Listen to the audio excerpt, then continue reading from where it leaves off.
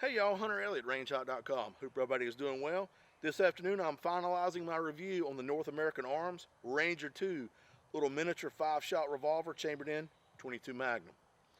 I've had this a couple months and I've been able to put about 150 rounds downrange between myself and several of my friends, and I've been able to form some opinions on this little revolver based on that time. Now also, it wasn't that long ago that I published a review on a Talo edition of an NAA mini revolver chambered in 22 long rifle. So I've had a little bit of time with a couple different platforms. Based on that, I've learned a few things and have some opinions. Let's kind of go through that. One thing I do want to point out, all handguns are a compromise. The larger it is, the more manageable it's going to be, the more capacity, the larger caliber, the harder it is to conceal. Inversely, the smaller it is, the easier it is to conceal, but you have to sacrifice capacity and caliber and all that sort of stuff. So that's a compromise. And as far as how far you want to go in one direction or the other, well, that's basically up to you. You have to decide for yourself where you want to be with that and then go from there.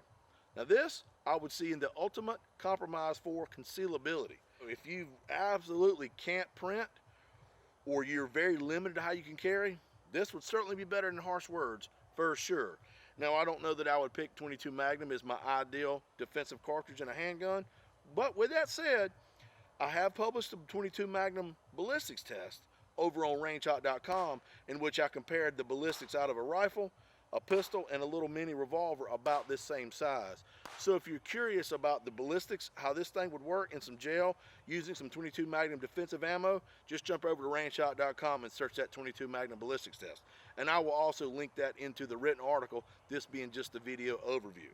This is a top break, and what I mean by top break is when you want to load or reload, basically all you have to do is half cock the hammer here, you got a little lever, you pull back, and then this swings open shotgun style. While I don't know that this would be a revolver that you would in desperation have to use and you would have the opportunity to reload, this is kind of like a worst case scenario, but it does make it a little bit easier to reload, a little faster to reload than the other models.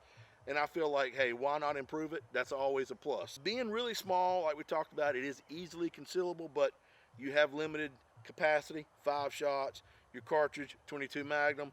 So you got a couple drawbacks on this you need to recognize off the bat. But this would certainly be better than nothing, especially if you had to do some deep concealment, or you couldn't print, or you were very limited to how you could carry.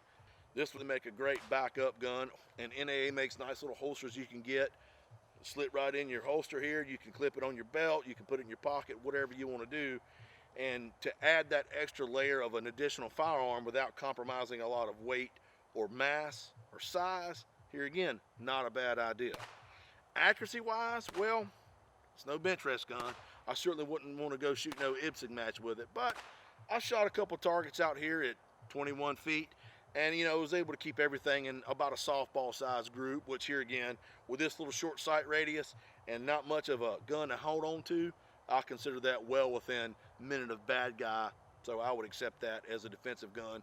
And this may be one of those where it's get the hell off me. You can pull it out of your pocket and push it up against somebody and certainly get their attention.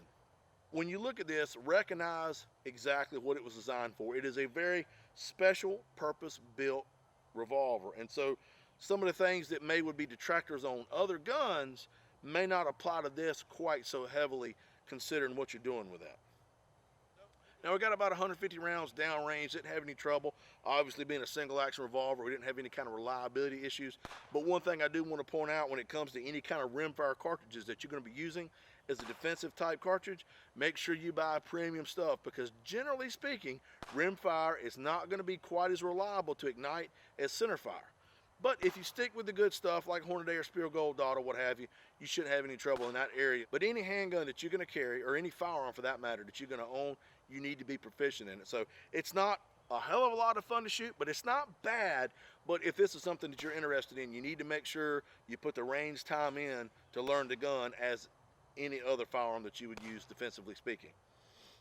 And that's really about it. I mean, there's not a whole lot to talk about.